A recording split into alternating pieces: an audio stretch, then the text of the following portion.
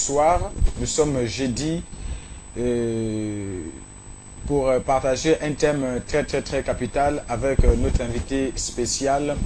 Comme vous le savez, le prophète Samuel Aurédimonza. Cette émission alors est intitulée La seconde venue du Seigneur Jésus-Christ. Et comme son serviteur est là, il nous a apporté une pensée très capitale à nous partager ce soir. Et le thème n'est rien d'autre que la trace du serpent sur le rocher. La trace du serpent sur le rocher. Donc vous pouvez aussi nous joindre à la deuxième partie de l'émission, parce que laissez-moi vous rappeler que l'émission a deux parties. La première partie où nous laissons d'abord l'homme de Dieu, le prophète Samuel, nous enrichir par les explications qu'il va donner de ce thème-là, la trace du serpent sur le rocher. Et après la pause, nous reviendrons avec les téléphones ouverts, notamment le 066 14 96 96, le 066 14 96 96 et le 066 29 04 33, le 066 29 04 33. C'est par ce numéro-là que vous pouvez nous joindre dans cette émission. Donc, comme je le disais, le thème à débattre aujourd'hui ou à partager avec l'homme de Dieu, c'est la trace du serpent sur le rocher. Qu'est-ce que ce thème nous cache? Avant tout, j'aimerais saluer l'homme de Dieu avant de lui poser ma première question, ou notre première question, qui est de savoir qu'est-ce qu'on entend par la trace du serpent sur le rocher. Shalom à vous, homme de Dieu. Shalom. Que le Seigneur vous bénisse. Amen. Nous sommes ici encore dans un jour crucial comme le mardi. Nous n'étions pas là à cause d'un souci technique. Mais aujourd'hui, nous sommes là et nous serons encore la semaine prochaine, mardi et jeudi à 15h pile. Mais pour aujourd'hui, pour ce qui nous concerne, nous sommes dans ce thème, la trace du serpent sur le rocher. Homme de Dieu, qu'avez-vous à nous dire par rapport à ce thème? Merci pour la parole. Comme d'habitude, je profite aussi de l'occasion pour donner la salutation ou bien saluer nos auditeurs ou téléspectateurs. Voilà. Que la grâce et la paix de notre Seigneur Jésus-Christ soit avec vous. La trace du serpent sur les rochers. Qu'est-ce que cela veut dire? Qu'est-ce que cela cache? D'abord, il faut que nous définissions c'est quoi une trace. La trace, ce sont des signes qui marquent le passage d'un homme, d'une chose ou d'un animal. C'est-à-dire partout où il y a des signes qui marquent le passage d'un homme, d'un animal ou d'une chose, c'est ce qu'on appelle trace. Exact. Maintenant, nous parlons la trace du serpent sur les rochers. C'est-à-dire des signes qui montrent que le serpent est passé sur le rocher, semble être visible, c'est-à-dire par l'œil ou à travers l'œil de l'homme, semble être invisible, invisible, semble être invisible, voilà. Donc, et il y a un homme qui s'est soucié de cela, et il a exposé cela dans Proverbe, chapitre 30, verset 18 à 19. J'aimerais que nous lisions d'abord, et cela va permettre à chacun de comprendre le pourquoi de ce thème. Le livre de Proverbes, le chapitre 30 et le verset 18. Il est écrit ici: il y a trois choses qui sont au-dessus de ma portée. Il y a trois choses qui dérangeaient celui qui parle. Il y a trois choses qui étaient difficiles pour lui de comprendre. Il y a trois choses, il dit, c'était au-dessus de ma portée, c'est-à-dire c'était inaccessible à la raison, à la pensée. Exact. Il y a trois, oui. Il y a trois choses qui sont au-dessus de ma pensée. Même quatre que je ne puis comprendre. Oui. La trace de l'aigle dans les cieux. Lorsque l'aigle passe dans le cieux, des signes visibles deviennent difficiles. Oui. La trace du serpent sur le rocher. Lorsque un serpent passe sur un rocher, il laisse des traces mais qui sont invisibles. Shlomo dit, est-ce que le passage d'un serpent sur un rocher peut être visible? Voilà. La trace du navire au milieu de la mer. Lorsque le navire passe au milieu de la mer, personne ne peut savoir après que le bateau est passé là. Après 2 ou 3 jours, ça ne laisse pas les traces. Et la trace de l'homme chez la jeune femme. Lorsque un homme, une femme va avec un homme, et que les deux ont fini de se réjouir, est-ce qu'il y a des traces visibles? Donc Shlomo, à son temps, dans sa sagesse à lui, il dit, ces choses les dépassent, c'est au-dessus de lui. Mais aujourd'hui, nous avons quelqu'un plus que Shlomo. Donc, lui, il a une sagesse un peu plus approfondie. Amen, amen. Proverbe veut dire quoi? Je vais expliquer. Verbe veut dire parole. Proverbe veut dire parole des anciens. Exact. Donc, ce pro veut dire ce qui vient avant. C'est-à-dire la parole des anciens. Exact. Shlomo étant ancien, dans son temps, il dit que quand un serpent passe sur le rocher, visiblement, il n'y a pas de traces. Mais nous ne sommes plus au temps de Shlomo, nous sommes au temps de celui qui est plus que Shlomo, Amen. qui est le Seigneur Jésus-Christ. On peut aussi sonder sa sagesse pour comprendre la profondeur des pensées de Shlomo. Exact. Le serpent en question que Shlomo parle ne s'agit pas du serpent reptile que nous connaissons tous. Le serpent que Shlomo parle, il s'agit du diable. Souvenez-vous, Jean a dit dans Apocalypse chapitre 20 que le serpent ancien, celui qui séduit toute la terre, il a identifié ce serpent, il dit c'est le diable. Exact. Donc le serpent ici c'est le diable. Le rocher a été aussi identifié par Paul, le rocher c'est Christ, c'est la parole. C'est-à-dire en un mot ou en grosso modo, quand Satan devient DJ, on peut l'identifier par Arafat. C'est totalement facile. C'est-à-dire il peut porter un petit culotte et il peut faire le rasta. Ça c'est le serpent qui devient DJ. Quand le serpent devient politicien, on peut l'identifier par des lois qu'il vote. C'est-à-dire il devient député, il commence à voter des lois anti-parole. Là on peut totalement comprendre que c'est le serpent. Quand le serpent devient soulard, c'est-à-dire il boit beaucoup, il s'enivre, on peut l'identifier que dans une boîte de nuit facilement. Mais ce qui est difficile, c'est le principe de kaphémos, c'est le principe de camouflage. Le serpent se sent plus à l'aise, plus en sécurité, lorsque il passe sur le rocher, pas sur le sable. Souvenez-vous que l'homme est tiré de la poussière. Quand le serpent essaye de naviguer, c'est-à-dire de ramper sur le sable, nous au village, nous avions poursuivi des serpents. C'était comme des aventures de l'enfance. C'est-à-dire, je reviens de l'école, en mi-chemin, je vois directement une trace. Je dis aux amis, mais il y a le vipère qui vient de passer. Et nous prenons le bâton, nous commençons à pourchasser le vipère jusqu'à ce que nous allons terrasser ce serpent. C'était extrêmement facile pour nous. Mais quand le serpent ne passe pas sur le sable ou sur le sol, c'est-à-dire il passe sur le rocher, les traces deviennent invisibles. Alors l'homme est tiré de la poussière. Si le serpent passe par là où l'homme est tiré, c'est-à-dire par l'homme, le serpent laisse des traces. C'est-à-dire, si le serpent entre à moi, les traces sont visibles. Mais il y a le principe de camouflage où le serpent se sent tellement impossible de l'identifier. C'est quand il prend résidence, c'est quand il passe sur le rocher. Et Paul dit, ces rochers, les rochers en question là, c'est le rocher qui suivait Israël, c'est Christ. C'est-à-dire Christ, c'est la parole. Donc, quand Satan devient pasteur, je vous dis, vous avez totalement la difficulté de l'identifier. Je vais vous donner les preuves. C'est choquant, mais je suis prophète, c'est un peu ça. Je me sens à l'aise de dire des choses à des fois qui peuvent choquer, mais quand même qui cachent une vérité. J'ai une Bible, je crois que nos téléspectateurs l'ont aussi, toi aussi tu as une Bible.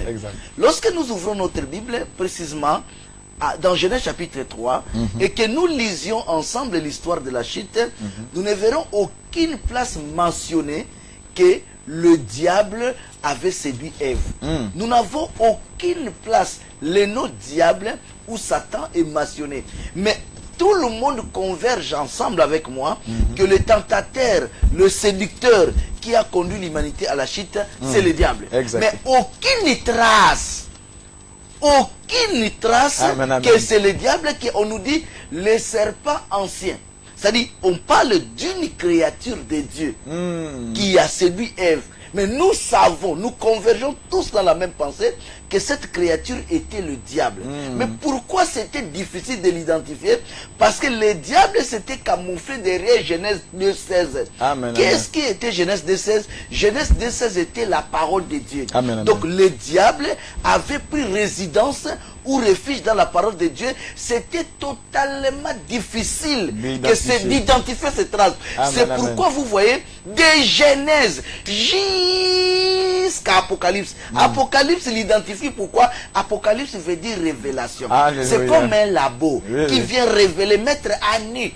C'est-à-dire, quand Shlomo est choqué, il dit, moi Shlomo, dans ma sagesse de l'homme, si un serpent passe sur le rocher, j'ai la difficulté d'identifier. Mais Apocalypse, qui veut dire révélation, c'est comme un appareil plus puissant qui va maintenant prendre les rochers et qui vous montre maintenant, voilà les traces. Donc, Apocalypse, qui veut dire révélation, nous montre que le serpent qui a séduit Ève, c'était le diable. Amen, amen, amen. Donc, la trace du serpent sur le rocher veut simplement dire, quand Satan devient homme de Dieu, il se sent mieux protégé que quand il devient barman. Amen, amen. C'est-à-dire vendeur de boissons. Exact. Satan se sent à l'aise quand il est pasteur que quand il est politicien. Quand il est politicien, vous lui dites, il est bizarre. Il peut se marier avec une vieille maman comme Macron. Automatiquement, ça commence à vous déranger. Oui, ça attire l'attention déjà. Comment Macron peut se marier avec une femme qui a l'âge de sa mère? Vous voyez, c'est totalement facile à comprendre. C'est totalement. Quand Satan devient politicien, il laisse des traces. Quand Satan devient homme d'affaires, il se comporte comme Bill Gates. Quand Satan devient, c'est-à-dire n'importe quel homme, il a totalement des traces visibles. Mais dans le principe de camouflage de Satan, quand il devient pasteur, il se sent à l'aise. Quand il est nganga, il est, je vous dis, là où j'habite non loin, il y a peut-être un nganga à côté. Je vois des gens passer, ils ont peur. Pourquoi? Quand Satan devient nganga, il n'attire pas. Les gens viennent chez lui en cachette. Vous imaginez? Exact. Les gens viennent, ils regardent à gauche, ils regardent à droite, il entre. Amen. Alors, il a envie. Mais quand Satan devient pasteur, mais les gens prennent les taxis. Il se réjouit d'aller à l'église. Il dit, je m'en vais même. Il publie aux gens, il montre, je pars, il veut que les gens sachent. Oui, qui va chez Satan. Qui va chez Satan. Mais il ne sait pas. Mais il ne sait pas qui va chez Satan. Mais quand Satan, vous voyez les difficultés. Est-ce que Satan Takenganga peut réunir 10 000 personnes au stade? Non. Satan Takenganga peut remplir le stade? Non.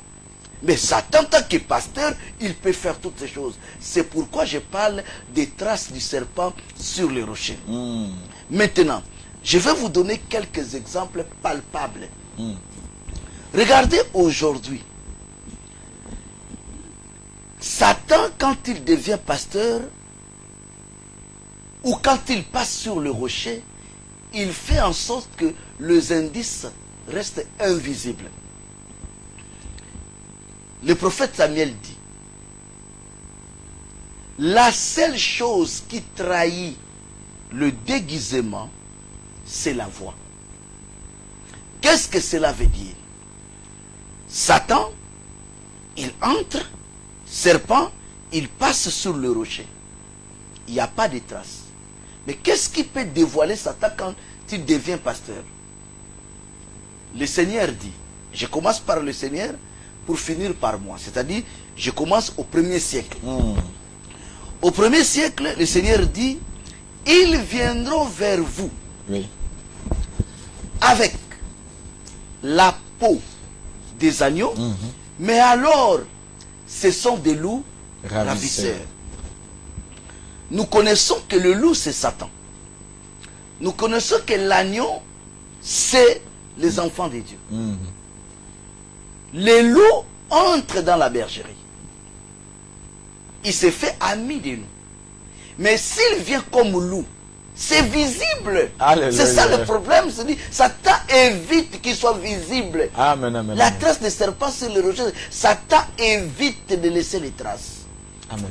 Il pense, il dit, si je pars, je dis, tous les agneaux vont fuir. Ils vont signaler qu'il y a un loup qui arrive. Même si l'agneau n'a pas la capacité de courir comme le loup, mais de loin déjà, ils prendront des précautions de se cacher. Amen, amen. Satan raisonne, il dit non. Je dois prendre la peau d'un agneau. Satan prend la peau de l'agneau. Il entre, c'est-à-dire, dès qu'il arrive même, on le salue. On lui donne une place honorable. On essaie un peu de tisser un lien avec lui. Maintenant, qu'est-ce qui va se passer? Satan reste avec nous. Personne n'identifie que c'est Satan. Là, c'est au 1er siècle. Ce n'est pas moi qui dis, c'est le Seigneur Jésus-Christ. Que Satan peut se déguiser. Nous sommes toujours au 1er siècle. Que dit Paul? Dans 2 Corinthiens chapitre 11, verset 13. 2 Corinthiens, le chapitre 11, le verset 13. Oui. Il est écrit, ces hommes-là sont des faux apôtres, des ouvriers trompeurs, déguisés en apôtres de Christ. Oui. Et cela n'est pas étonnant, Cela n'est pas étonnant. puisque Satan lui-même se déguise en ange de lumière. Voilà le serpent, c'est Satan. Il se déguise maintenant en ange de lumière. Amen, C'est le rocher qui est l'ange de lumière. Exact. C'est Christ. Amen. Le rocher là, c'est Christ. Exact. Donc Satan devient Christ. Amen. Maintenant, quand il se déguise, déguiser par définition veut dire changer. Et avec seul objectif pour tromper. Amen. Donc, quand quelqu'un dit il s'est déguisé et que vous avez la facilité de lui reconnaître, il faut savoir que le déguisement a raté. Exact, exact. Ça, c'est simple à conclure. Mais quand le déguisement a reçu, cela veut dire que vous aurez des difficultés De le reconnaître. de les reconnaître. C'est là où Shlomo dit, quand un serpent passe sur les rochers, il n'y a pas de traces. Trace veut dire signe qui marque son passage. Amen, Il n'y a amen, pas. De la même manière, quand Satan devient pasteur, il fait tout pour éloigner les traces. Alléluia. C'est totalement difficile de le reconnaître. Voilà maintenant, on dit, Satan se déguise en ange de lumière. Satan, c'est le serpent. L'ange de lumière, c'est le rocher, c'est Christ. Amen, amen. Il cache tout. Ça, c'est au 1er siècle. Amen, amen. Maintenant, au 21e siècle, je prends la responsabilité sur cette chaise pour vous donner la formule. La formule que mes prédécesseurs ont utilisée. Mais seulement les données qui ont changé. Vous savez, nous, à l'école, quand on était enfant, quand on fréquentait encore, quand on cherchait à connaître le périmètre d'un carré, ou la surface d'un carré ou d'un rectangle, on nous donnait d'abord la formule pour trouver le périmètre. Et après, le monsieur donnait les données, c'est-à-dire longueur ou largeur ou côté égal autant de centimètres, et il vous dit chercher le périmètre. Maintenant, il commence d'abord à nous donner la formule pour trouver le périmètre. Amen, amen. Dès que vous maîtrisez la formule, les données peuvent changer, À l'examen. mais la formule en réalité ne change pas. Amen, amen. Lorsqu'il y a examen, vous n'amenez pas les données de l'école, mais vous amenez à l'examen la formule. Amen. Parce que là-bas, vous allez remarquer changement total des données. C'est-à-dire, ceux qui nous ont précédés, ils avaient une capacité d'identifier Satan rapidement. Souvenez-vous, Jésus a vu Pierre avec même le visage des fils de Jonas. Mais il a dit arrière de moi Satan. Sur quoi? Sur base d'une formule. Et c'est cette formule, je le donne gratuitement. Amen, amen. Amen. Gratuitement. C'est-à-dire, aujourd'hui, Coca-Cola, pour vous donner sa formule, il faut acheter ce qu'on appelle la licence. Vous ne pouvez pas vendre Coca sans licence. Mais aujourd'hui, 0 licence, je vous donne la formule de mettre la main sur Satan. Voilà. La seule chose qui trahit le déguisement, c'est la voix. Exact, exact, exact. C'est-à-dire, Satan peut se déguiser. C'est-à-dire, il est loup. Il entre dans la bergerie comme agneau. Il efface les traces. Mais la seule chose qui va lui trahir, c'est la voix. Exact. À l'école primaire, nous avions tous appris les cris de chaque animal. Amen. On nous a dit, pour avoir 10 sur 10, les chiens, nous tous on a répondu, aboient. Les chats, miaulent. C'est-à-dire, c'est comme ça. Les coqs chantent. Donc c'est comme ça qu'on nous a appris. Mais remarquez une chose. On dit les chiens aboient. Donc si les chiens se fait passer pour les chats, Oui. la seule chose qui peut le trahir, c'est le cri. Amen, amen. Parce que le chat n'a pas le même cri que le chien. Amen, amen. Le chien. Donc vous imaginez qu'un renard pénètre dans un lieu où il y a des coqs. Avec objectif de manger les coqs. Mais le renard se déguise comme un coq. Le coq voit qu'il y a d'autres coqs. La poule voit qu'il y a un mari. Mais la seule chose qui peut amener les soupçons au poulailler, c'est seulement 4h et 5h du matin, parce que chaque coq voit maintenant quoi? Chanter. Allez. Et le renard, le fait qu'il n'a pas le programme de chanter, il va se faire trahir. Exact, De la exact. même manière, pour les déguisements, c'est la voix qui trahit. Satan peut devenir pasteur. Il ouvre une église. Quand Satan ouvre une église avec beaucoup de sérieux. Il a tout, même il a des choses en plastique, il a la chorale, il a tout. Je vis aujourd'hui sur Facebook, quelqu'un a publié une fille qui chantait avec une belle voix. Ils ont écrit en bas gospel. Je vous dis, je n'ai pas la voix. Je vous dis, la voix, c'est le diable qui chante. Amen, amen. Pourquoi le diable? Pendant qu'elle chante Jésus là, la jupe qu'elle a portée, c'est ici. J'ai dit, j'ai eu l'accès, j'ai eu le privilège de voir 10 cm de ses cuisses. Moi qui n'ai pas son mari, j'ai dit le privilège, gratuitement comme ça. Amen. J'ai dit 10 cm en commençant par le genou, en montant 10 cm, non 15. Je me suis trompé, c'est normal. Je ne suis pas un menuisier maçon, ça peut arriver que j'ai des difficultés de mesurer. Mais si je me souviens encore bien, 15 cm. Depuis sa cuisse, depuis son genou, jusqu'ici. Je vous dis en train de chanter pour Jésus. Ça c'est le diable. Pourquoi? Parce que Jésus dit, la femme doit s'habiller d'une manière décente. Mais elle, ce qu'il y a parole, il n'y a pas. Quand Satan se déguise, il se fait trahir que par la voix. La voix, c'est quoi? C'est la parole. Amen, amen. Donc amen. Satan peut ouvrir une église. Ne regardez pas les accessoires.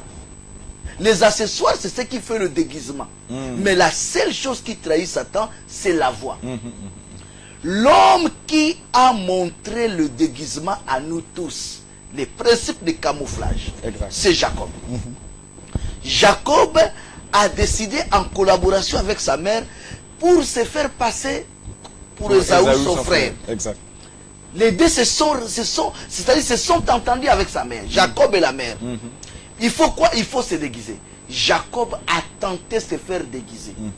Je vous dis, le père de Jacob, Isaac, en touchant son fils, le père déclare de sa propre bouche. Isaac dit, la peau, la main, le toucher confirme que je suis en face. Vous pouvez lire. Le livre de Genèse, chapitre 27, précisément verset 21.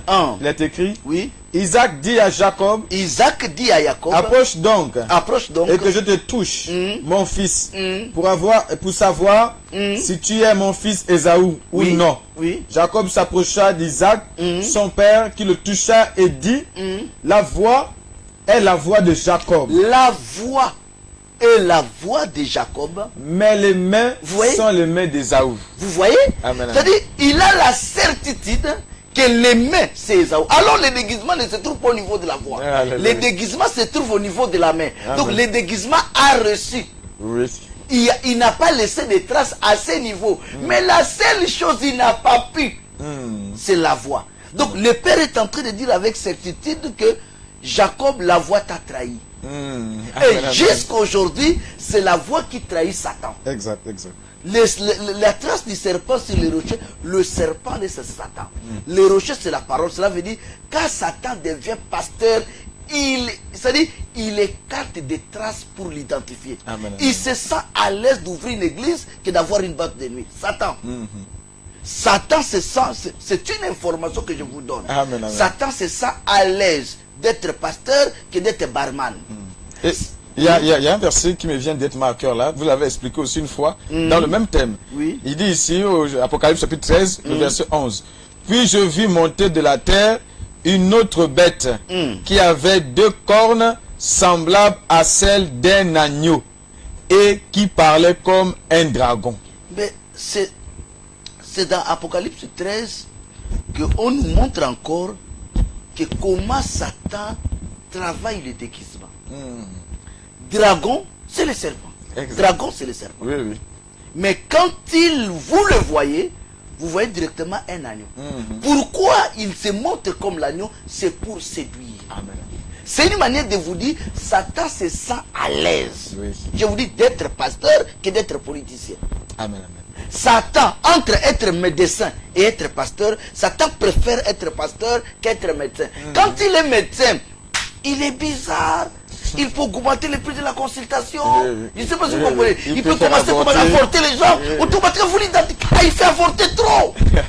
Vous l'identifiez facilement. Mais quand tu es le pasteur, il se sent à l'aise parce que plein de monde viendront vers lui. Mais je vous donne la formule de l'attraper. C'est la voix. Amen, amen. C'est la voix qui les trahit comme la voix avait trahi Jacob. Donc il y a d'autres arguments que je ramènerai après, mais pour l'instant je donne déjà ça comme argument, mais il y a d'autres qu'on va donner afin d'édifier les Que le Seigneur bénisse sa parole. Je crois que nous sommes arrivés à un petit temps de pause par rapport à un spot que nous voulons vous faire écouter. Pour ceux, nous vous demandons de ne pas nous laisser, nous reviendrons dans quelques minutes. Que Dieu vous bénisse.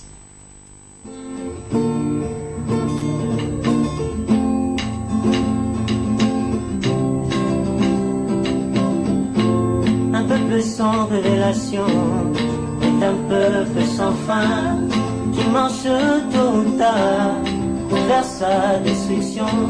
Tous les prophètes bien-aimés qui ont marché sur la terre avaient tous un message pour leur génération.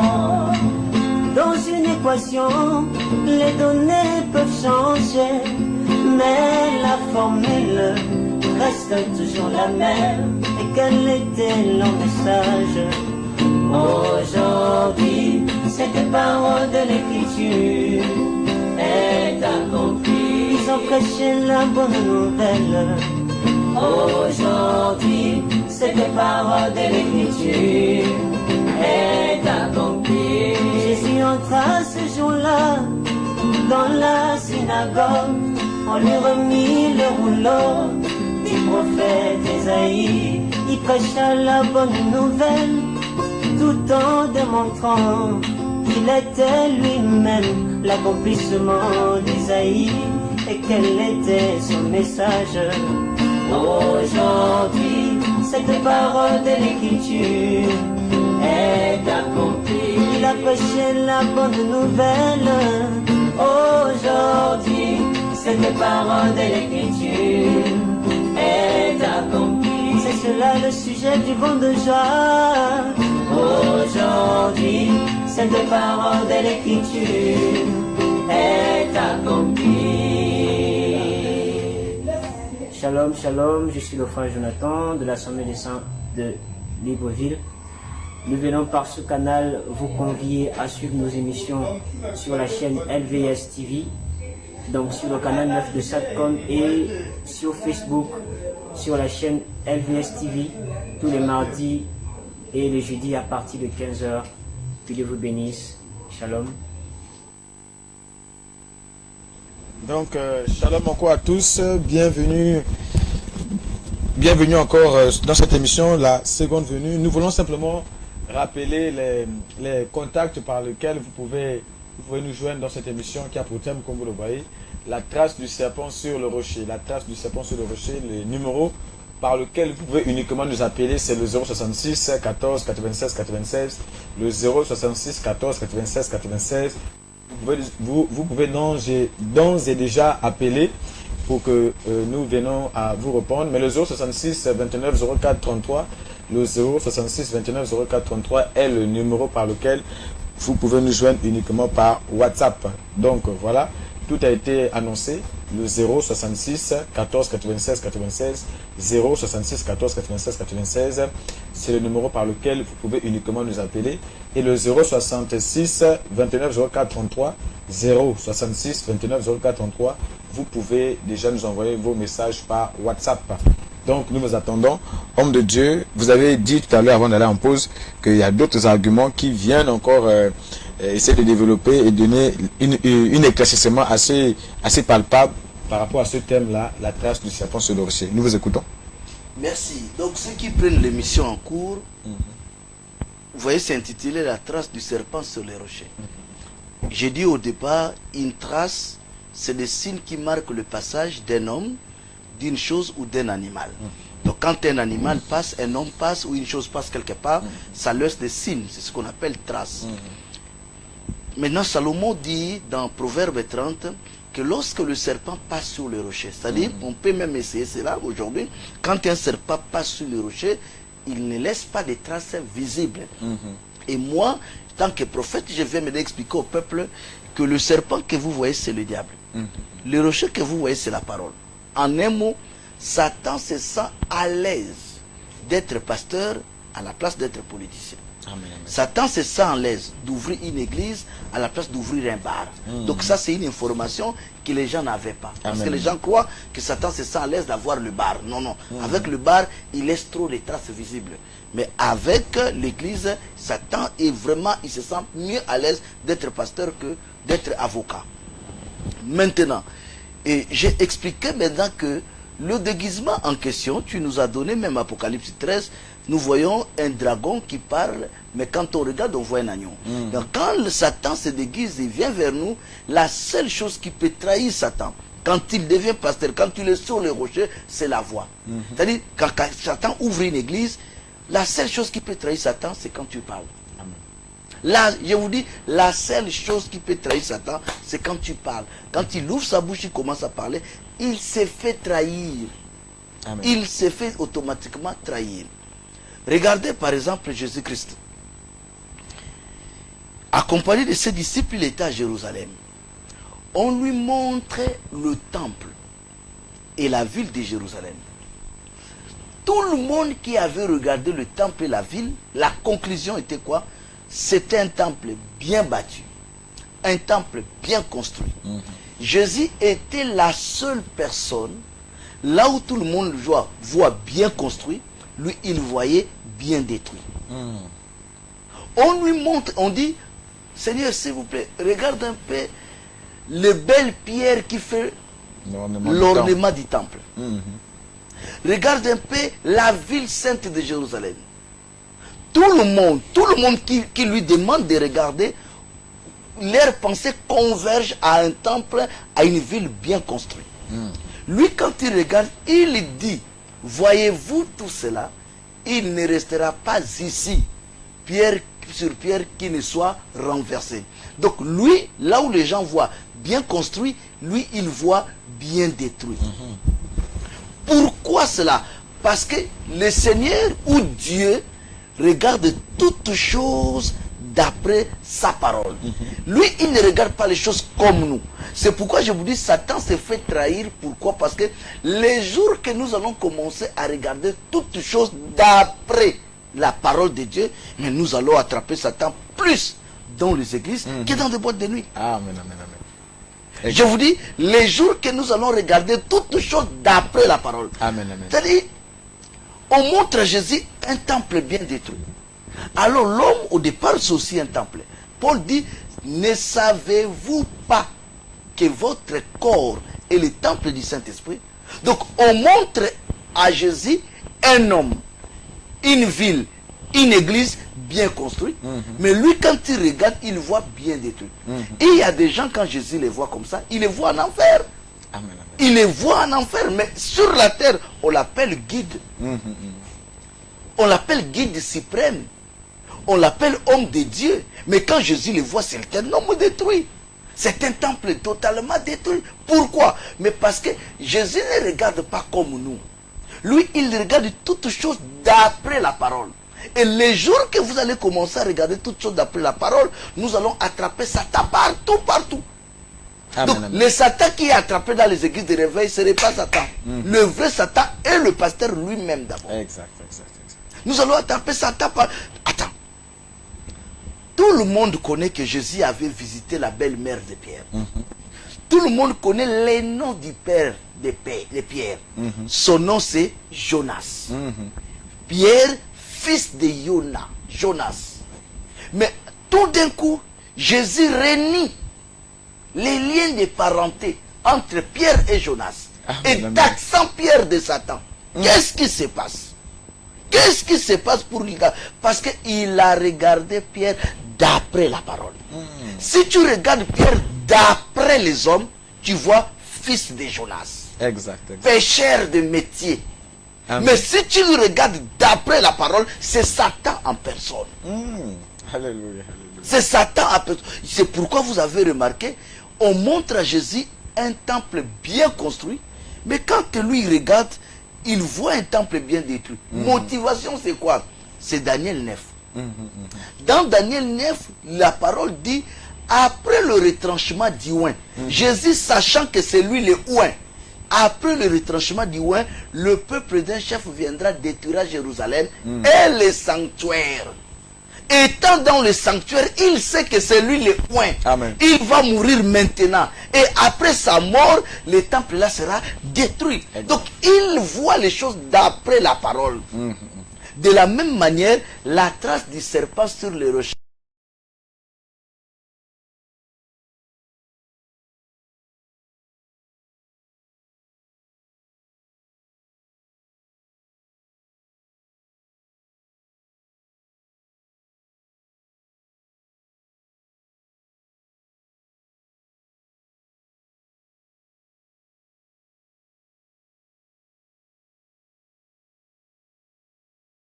Protégé d'être pasteur que d'être avocat.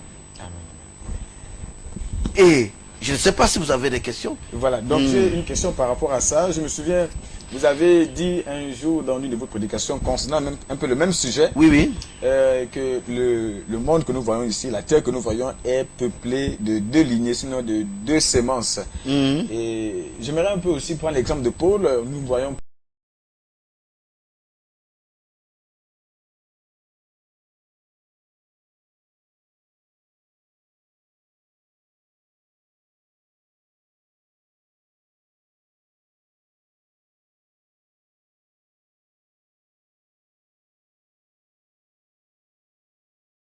taxé de Satan. Est-ce que dans ce monde-là, effectivement, nous avons des fils de Dieu et des fils du diable? Comment fait-on pour les reconnaître, pour échapper en fait?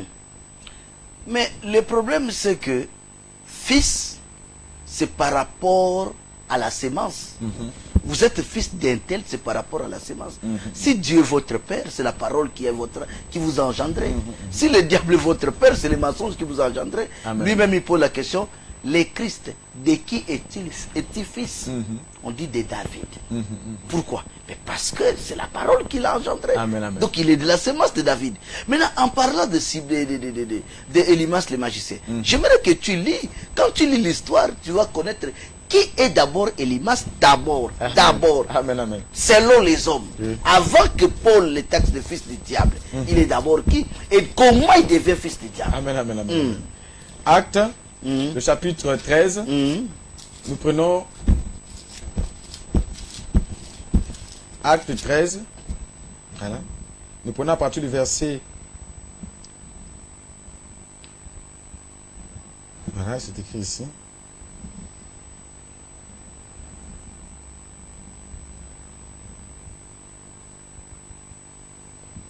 Acte chapitre 13, histoire d'Elimas. Je crois que ça doit être à la fin.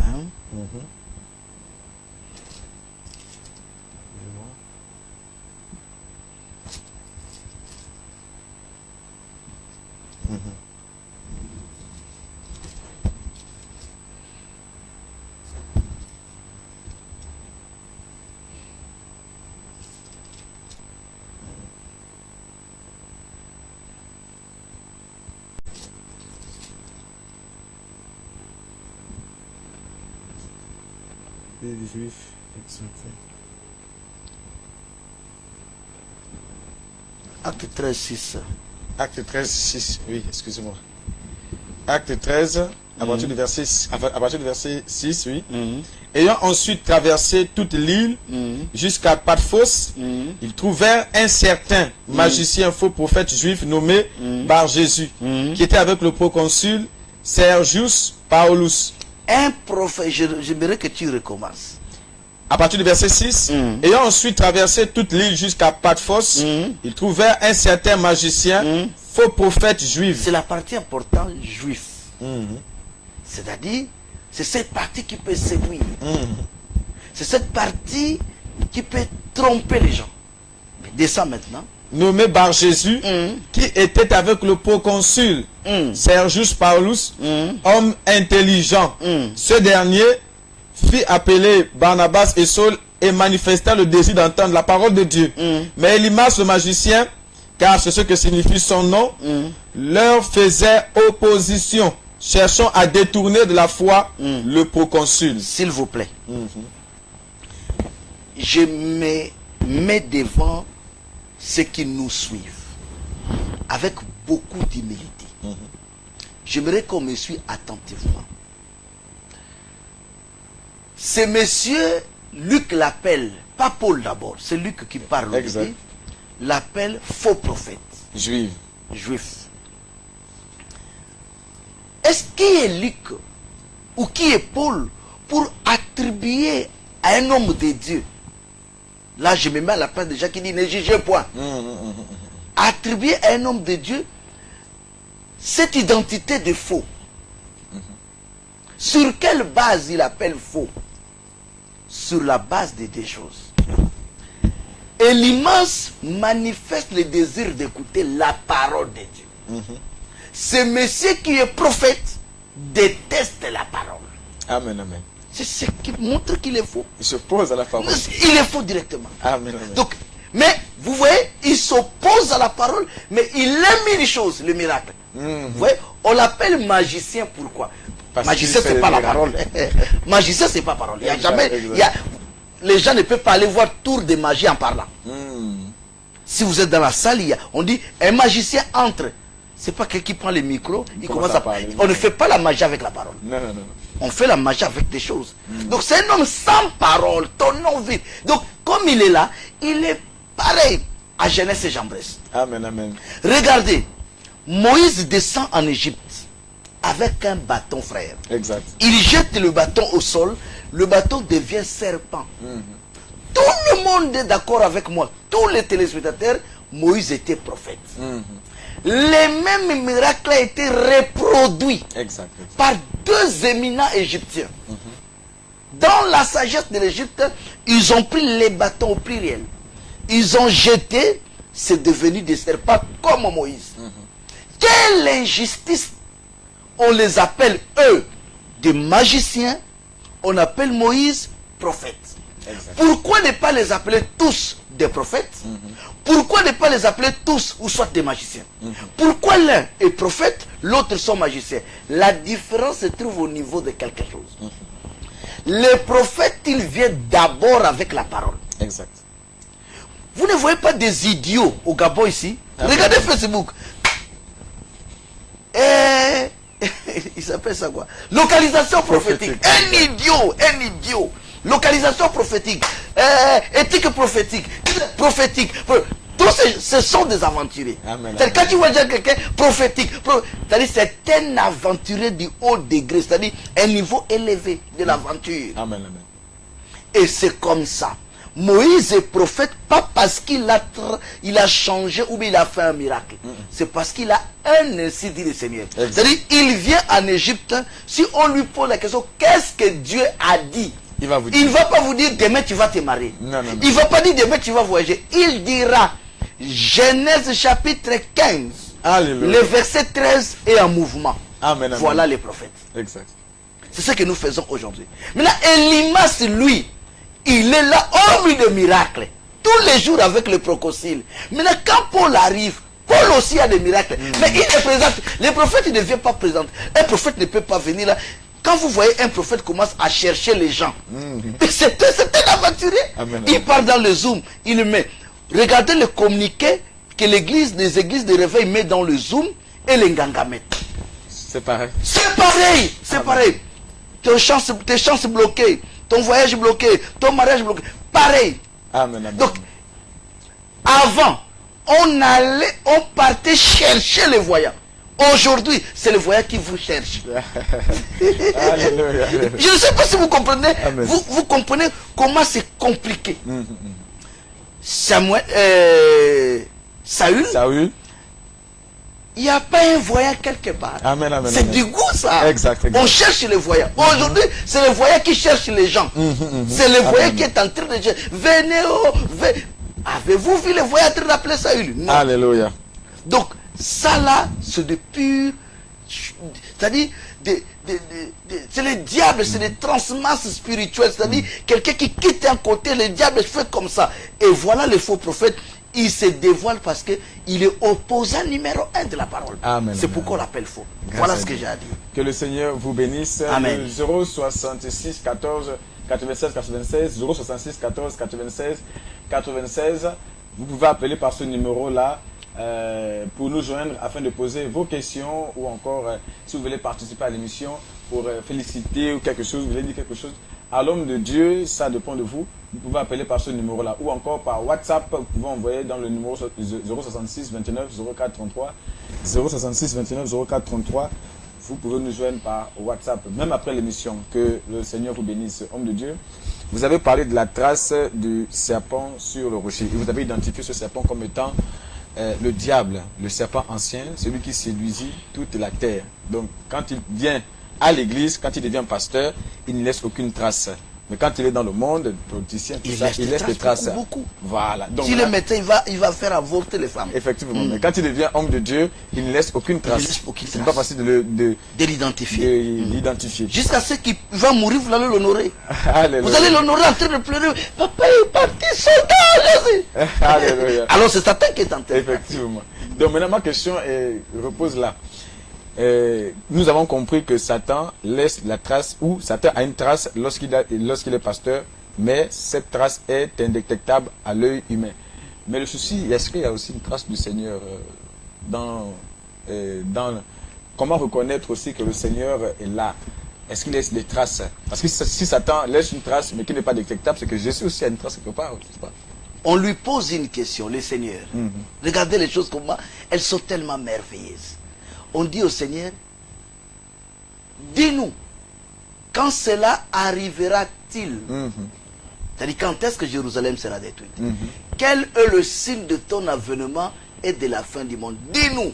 Alléluia. Au lieu de répondre à la question telle que cela a été posé, lui commence d'abord par prenez garde que personne ne vous séduise.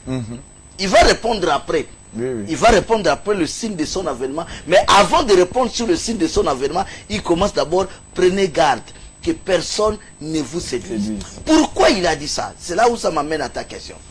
Il a dit ça pour montrer à tout le monde. La réponse que je veux vous donner maintenant là, par rapport à votre question, Amen. si quelqu'un demain vient vous dire le contraire de cela, c'est ça la séduction. Parce que le verbe séduire a été conjugué pour la première fois par Ève. Il n'y a que Ève qui est mieux placée à nous dire que veut dire séduire. Aujourd'hui, vous posez la question à un enfant qui quitte le lit, mais séduire veut dire quoi? Il va te parler de mini-jupe. Il va te parler de mini-jupe. Alors, il y a ce qu'on appelle en français l'étymologie. Exact. C'est-à-dire l'origine du mot. Avant que ça soit utilisé pour mini-jupe, il y a des mots qui sont liés à l'informatique. Ou bien c'est un mot français, mais on peut l'utiliser pour l'informatique. Mais le même verbe, pour la première fois, cela a été conjugué. Ce n'était pas à cause de mini-jupe.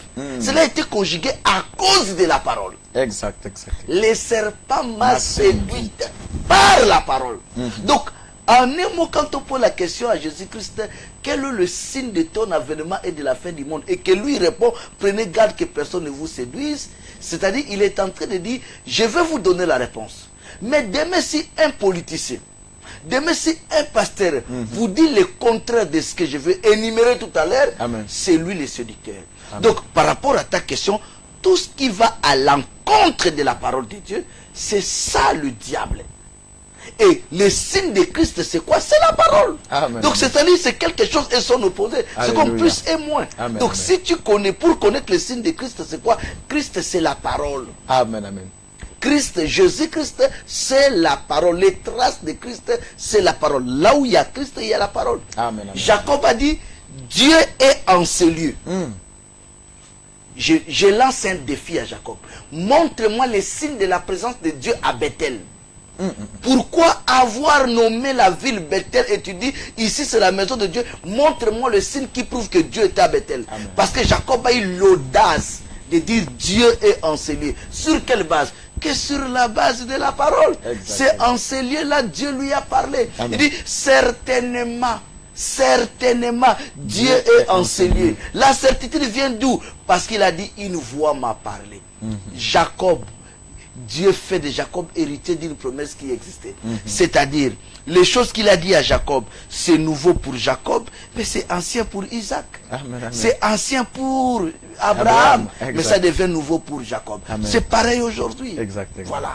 Que le Seigneur bénisse sa parole. Nous Amen. sommes à la fin de l'émission, donc pour récapituler, la trace du serpent sur le rocher était le thème de cette émission. Montrer effectivement que, que le serpent dont il est question ici et sa trace, ce n'est rien d'autre que l'image de Satan qui devient pasteur et qui est pratiquement indétectable par sa trace dans l'église.